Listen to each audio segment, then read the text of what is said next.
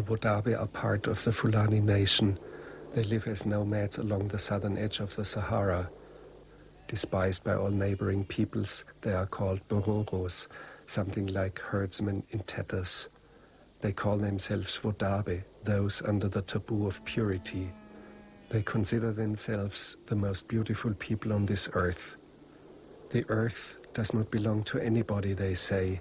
It would only belong to mankind if they were herdsmen of the sun.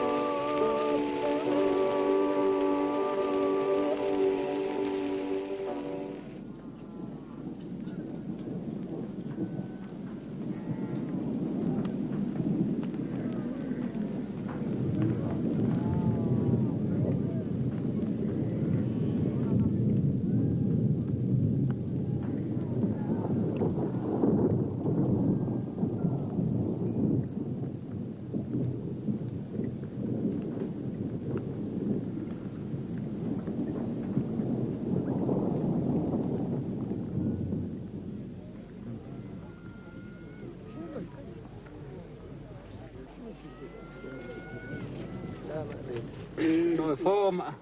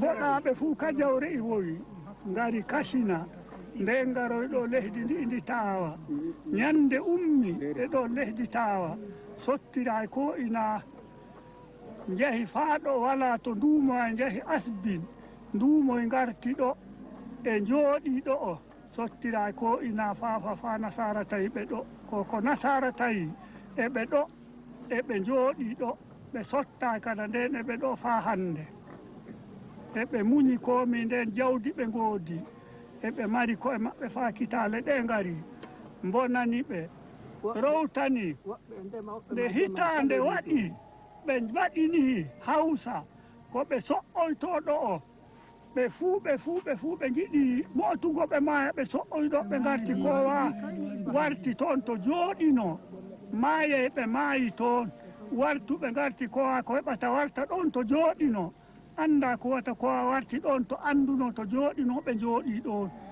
ɓe jooɗi ɗon gomnati e hokkora ɓe ma ɗum heƴa ɓe kadi eɓe nguuri noon jooɗiga wala no ɓe mbaɗa kanjum woni jonde maɓɓe ɗo o duniya say gokke goɗɗum ko anda mbi'e maroro ɗum kanjum waddi weelo ɓe mbaɗi deedi ɓe mbaɗi hande woɓɓe gi'ata duniya gi'ata ɗum weelo mumnidi duniya ɗum siya jaram belɗam ɗum siya jaram ɗam ɓe mboobi kanjum ɗum mumnidi duniya hulɗum waylaki ɗum re'e duniya kosam wala duniya andano komi kulna kosam say ñiiri to ɗum wala hande boɗaɗo say ñaama ñiiri gayaari to waɗata ɗum worata boɗaɓe ɓe mbaɗa.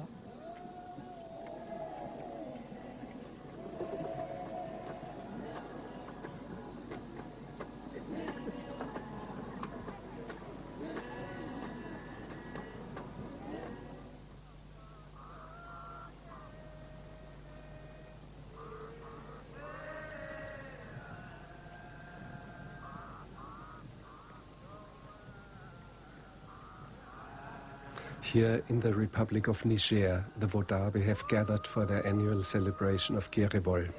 Towards the end of the rainy season, in the month of September, tribal meetings are held all over the half-desert. They have, however, missed out on this celebration for 4 years, after the entire Sahel zone was stricken with the most terrible drought in 1984. Not until 1988 did it start to rain again, evenly and widespread. It was the best rain in 60 years.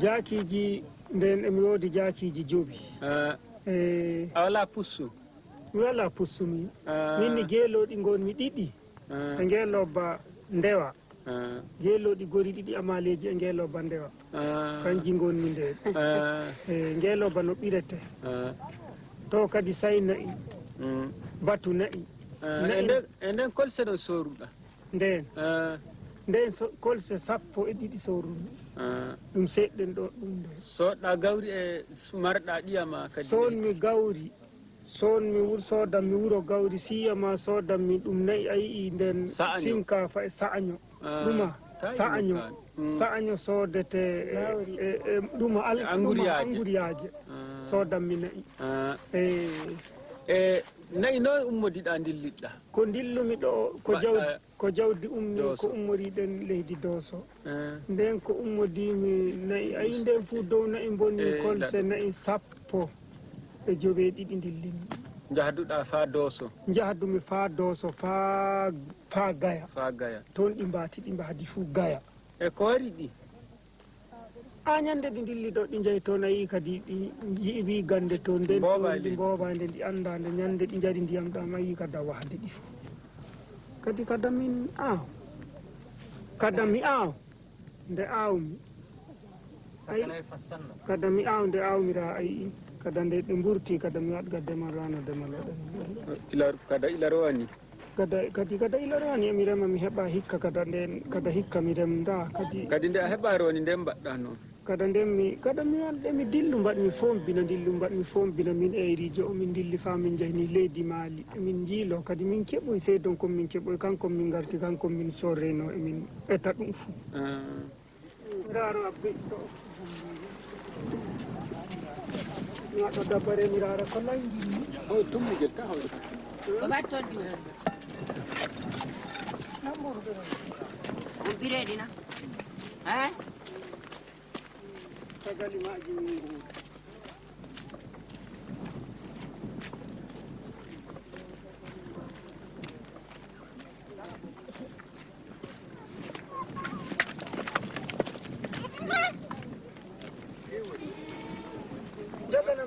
joganam ga ɗum noora ga mbeya am noora wiyete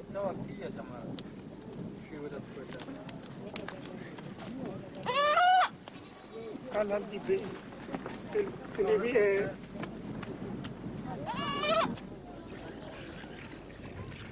A small part of the herd survived because they had been driven far enough south into Nigeria.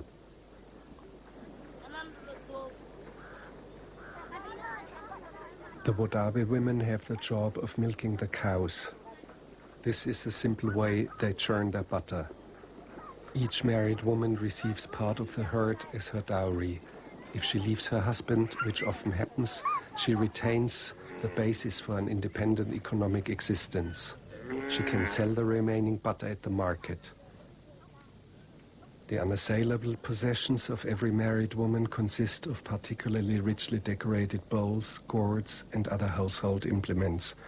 These possessions are purely symbolic. They are never used, just put on display.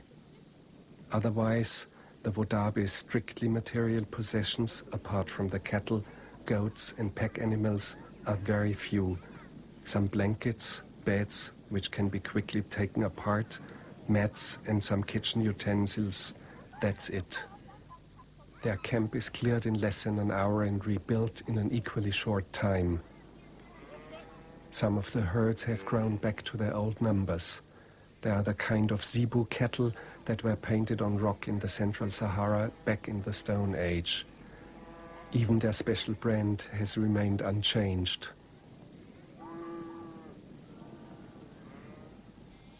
This year, for the first time, the former desert land is covered with grass. But the grass drew a plague of locusts, millions and billions of them. In only a few hours, a cloud of locusts can move in somewhere and strip everything down to the bare stalks.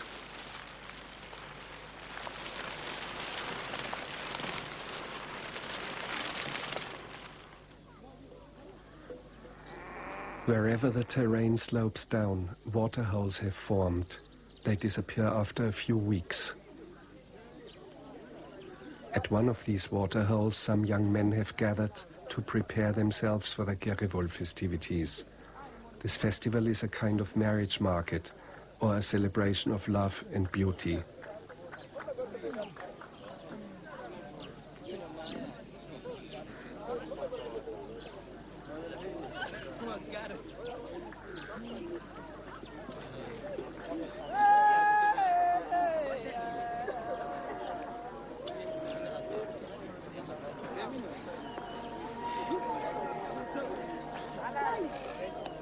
These are all men. During the festivities, which may last as long as 10 days, they will compete against each other in a beauty contest, and the young women will be the ones to choose a mate. Most of them are married girls who disappear for a few nights into the bush with a man of their choice and return him afterwards. The man has the right to refuse, which, however, is seldom exercised.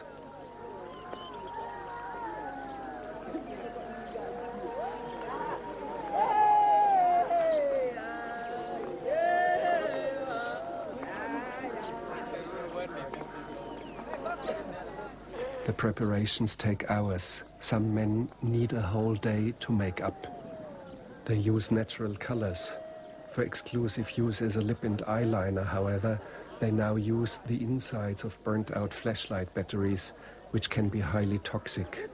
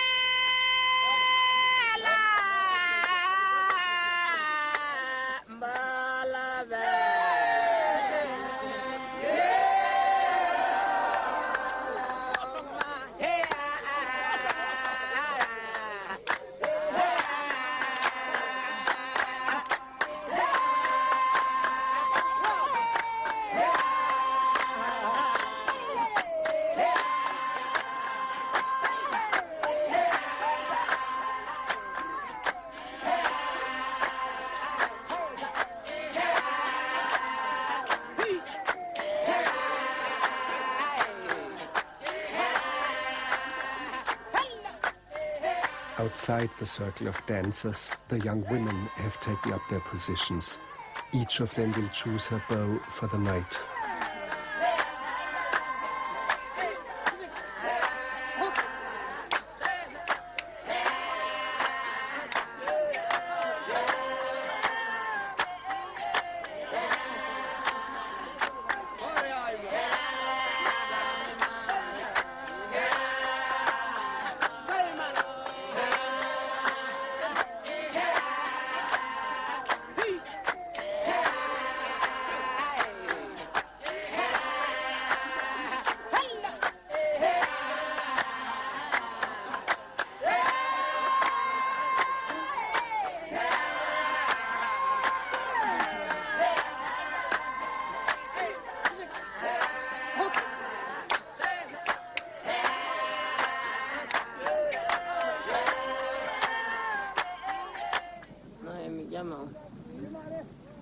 maɓɓe ɓe nowa metti fuɗɗo doka puɗɗuɗo jan dukoyel han kam mbaɗɗi maygel dukoyel kadi ko jiɗɗon e maɓɓe ko jiiɗon e maɓɓe ko jiiɗon e maɓɓe woni joƴinaɓe to sagaji duniya jinnol mo yiɗi jinnol maɓɓe na kosɗe maɓɓe jiɗɗon na juuɗe maɓɓe jiɗɗon na jeese maɓɓe to ko jiri ɗum ɓeɗa ɗum gokka kayɓe gota kaya hibba yo raako ɓe ngoodi kadi ma on jiɗa wane liisoɗo woɓɓe wonɓe ɗon min jiɗa ɗum akko ninne ɓe ana goto jamu to min jiɗa woɓɓe ɗum min jiɗa waɗa haatu min mi wala nder ɓe ni ɓe jiɗa ko min nder ɓe yiɗa ɓe amma bonɓe tegam Allah min jami on mbi on onon ma ra ko jiɗɗo ra ko jiiɗo ra ko jiɗɗo min jii ko min jiɗa ko min jiɗi e ɗum ɗum e ɗum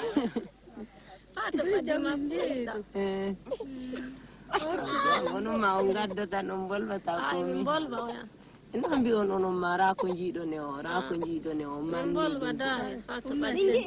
ko goɗɗo mo on gala ortuɗo keña booɗi e kanko booɗi ortuɗo booɗi oyama booɗi nayi ɓiɗɗo wiyata on ƴamama ko jiiɗon e makko o moƴƴin o hallugore o lisana cam ɗum ko mbara ɗon mbi o wanam ɗuɓɓe ɗuɗɗoodi honduko o woodi koñi honduko o woodi dande o woodi dande o juuti o waɗi juuɗe juutɗe o waɗi ɓandu bondu o waawi ɗum kadi o waawi kollol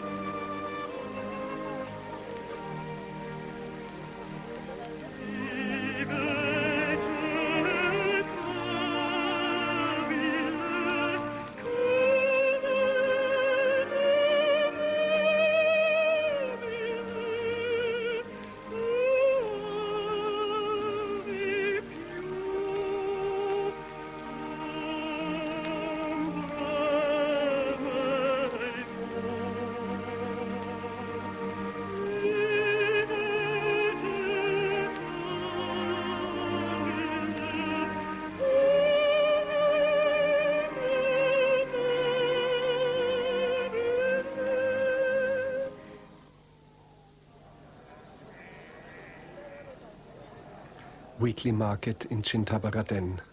From all around the Tuareg, Hausa and Fulani gather together. The Wodaabe exchange goats and leather goods for millet, rice, sugar and tea. This is where the Wodaabe meet their friends and relatives who are on the trail to somewhere else with their herds.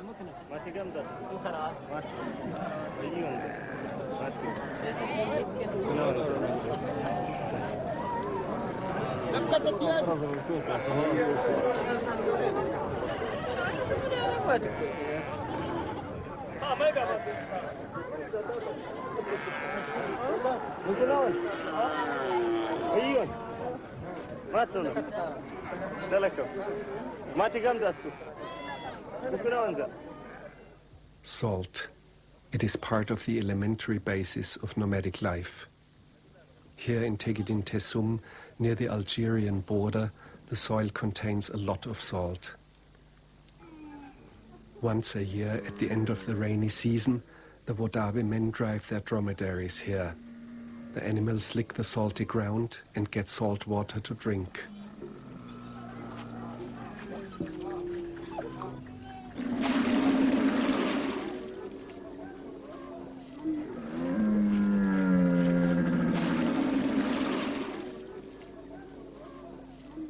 In a few days, the Tuareg will take over these springs, and then there will be many times more dromedaries around here.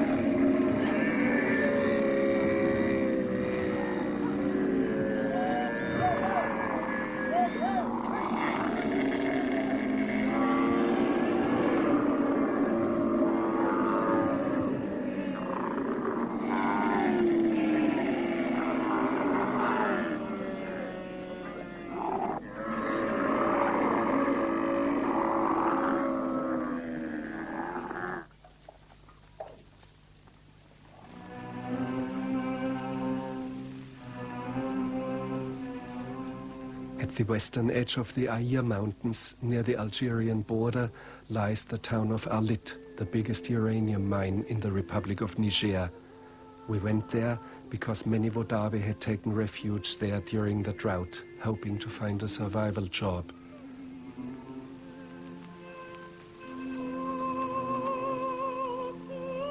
These were people who had lost all their cattle and whose children now forage for food in the garbage.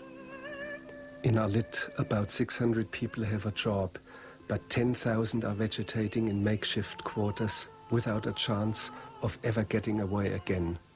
The majority of these people are Tuareg and Wodaabe. Up until recently, the government of the country used to distribute cereals once a month, but this measure has meanwhile been cancelled.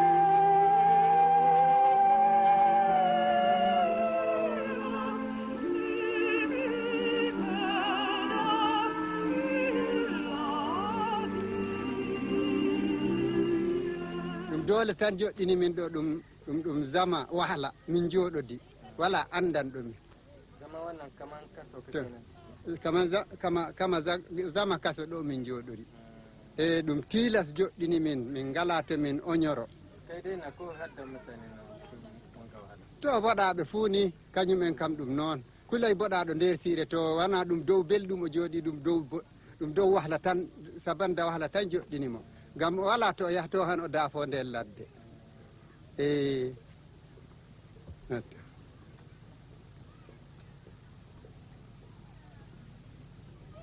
oto min jooɗi jonde kaso min jiyata saboda jonde kaso ma ɓuri ɗo mi fuɗɗum goɗɗo mi yahade jonde kaso ma ɓuri ɗo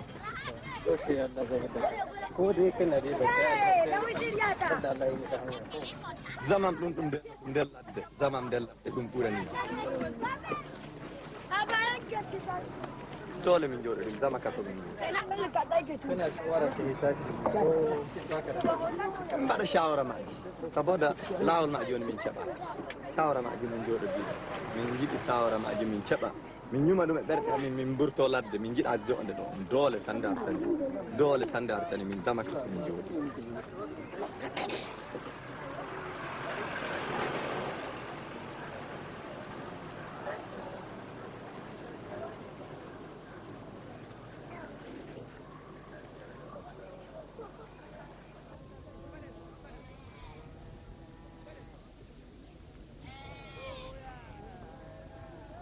Back in the bush, several hundred miles further south, the greatest of all festivities in this area will take place near the hill of Zilik. Zilik means always water.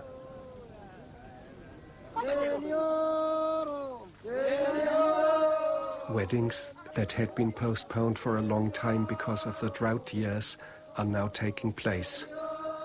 These men here, relatives of the bridegroom, pace around a bush and call out the absent bridegroom's name. He's 9 years old and has to stay hidden in the bush for 2 months as part of his initiation rites.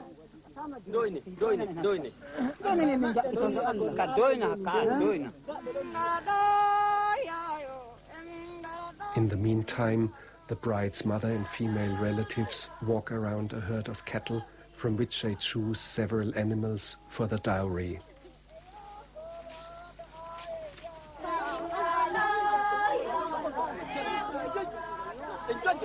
A young bull has been selected to be slaughtered for the wedding banquet. Apart from this, the only meat they eat is goat. The cows are the bride's dowry.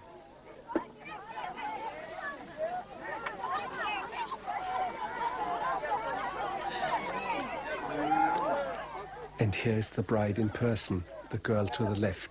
She's about 8 years old and escorted by a cousin. Several symbolic sword strokes are performed on the bull before it is killed.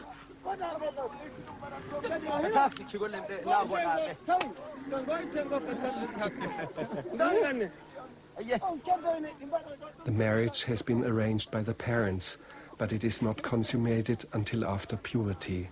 Until then, the bride remains with her mother. After the butchering, different pieces of the young bull are distributed and eaten in a special ritual, based on the degree of relationship.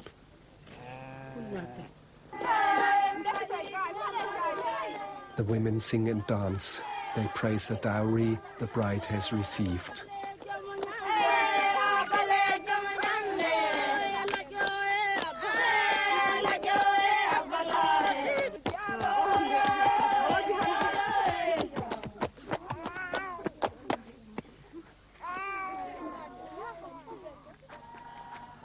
Towards evening, the Geerewol celebration begins. About 300 families have settled down within an area of about 12 miles. The celebration will go on all night, the following day, the day after that, the following night, and again the next 5 days and nights.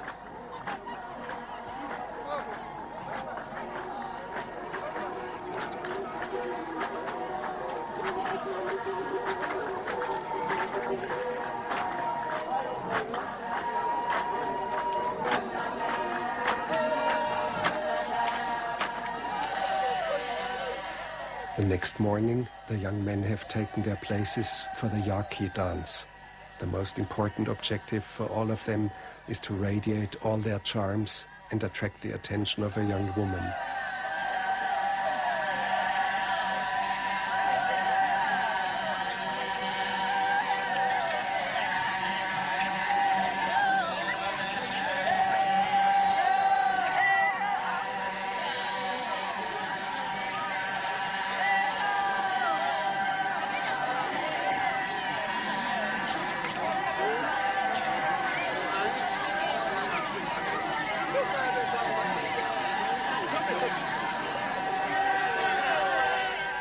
Showing off the whites of the teeth and eyeballs is considered particularly attractive. In addition, the men try to look as tall as possible. Quite a few of them, even without standing on tiptoe, are almost 7 feet tall.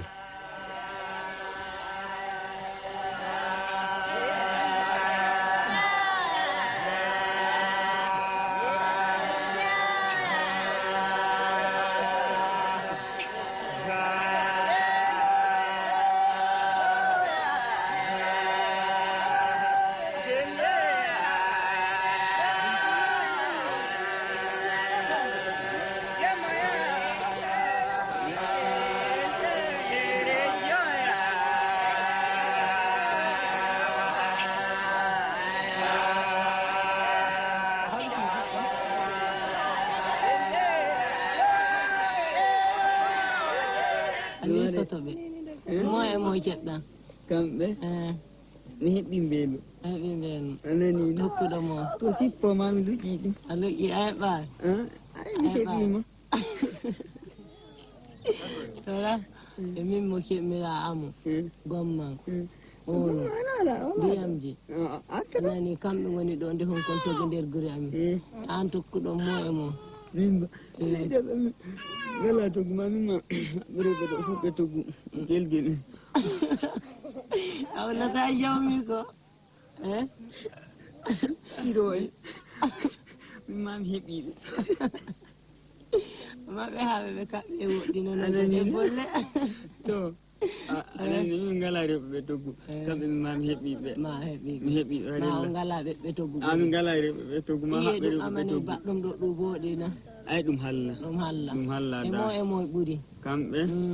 Ay mi metta budo ce dunya be ortudo halli gore kany tam mi anda. Ma anda. Mi anda da gama mi ma mi kalludo hore. Amma kalludo hore. To gannana. To gama der jaabe. Ma jaaba be mo e mo jaaba dum. Mi jaaba kadi ma min sukoya. Do ma dum mo. Ananina. To gannana. Min padda do. To gannana. Min jaaba. Okudo agolla min jaaba ne jaaba ananina sukoya mi ananina mi nyami ni galaka a nyami gala amane dum baddum do bodi mafa bandu di bondu kalma endi ma ko ne bobbi nani kadi ma dordi odi kan ma nyinde jirumomi e toggu mako yeso ma bo odi modi gasa gure o kan modi hankali hore ma ko no he hankali hore ma ko wodi hankali kamma halla to go wodi to to kan ana miette biya hakkelle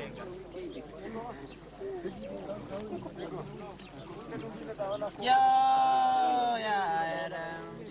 gore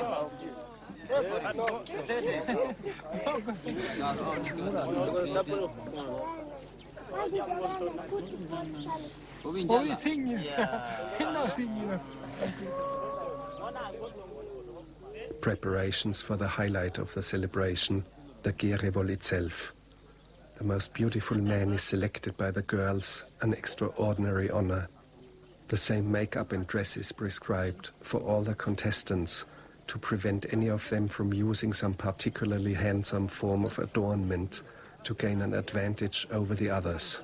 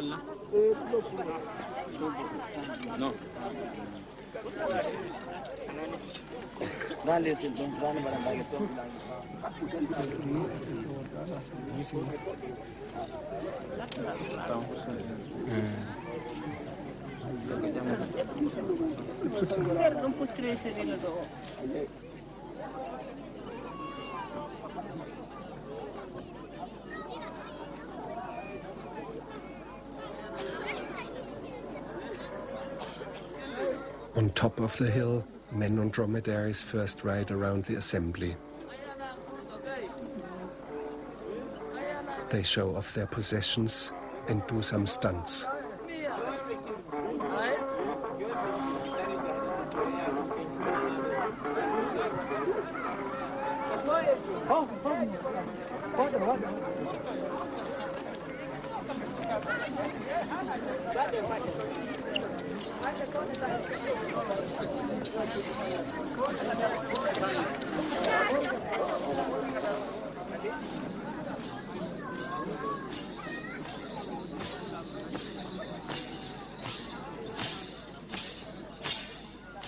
The Geerewol dance can begin. It runs through several phases, all according to specific regulations.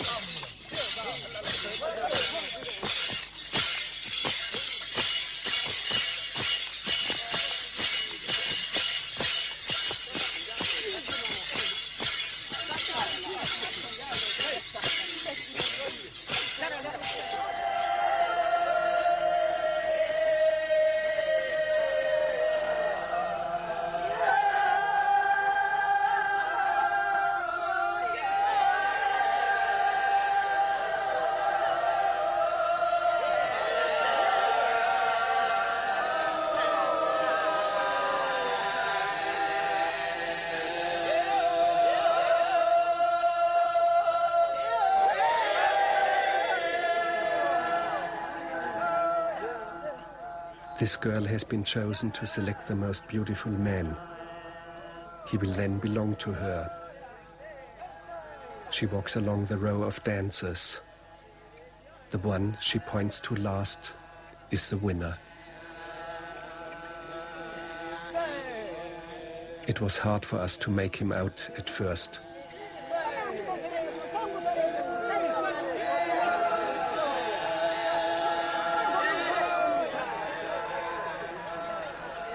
This one is the most beautiful.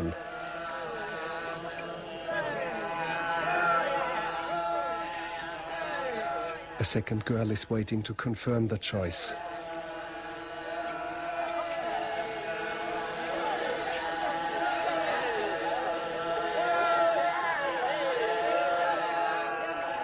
The slender man in the middle, that's him. One of the tribal elders marks him with an uplifted hand.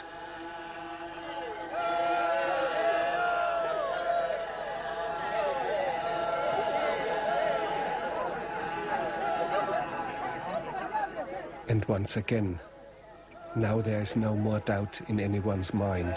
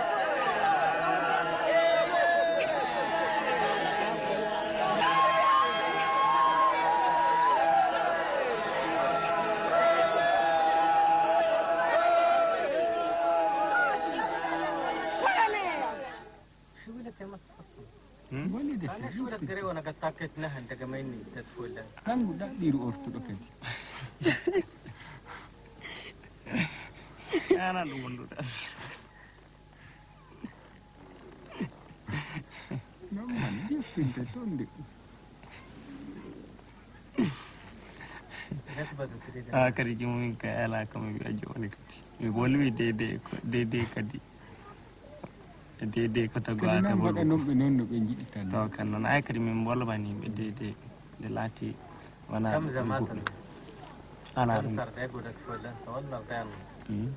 wolbu ma di kabi be ajabi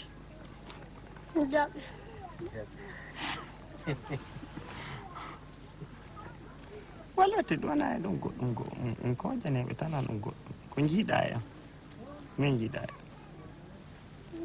a yiɗam na nami bo rena na toggu tan yiruɗa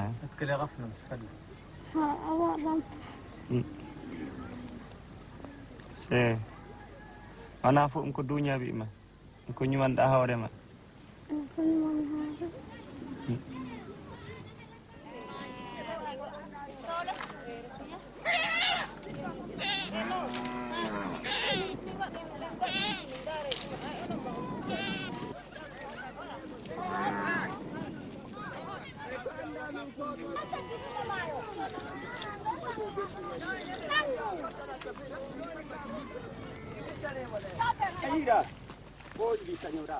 The same day, the Wodaabe move on again.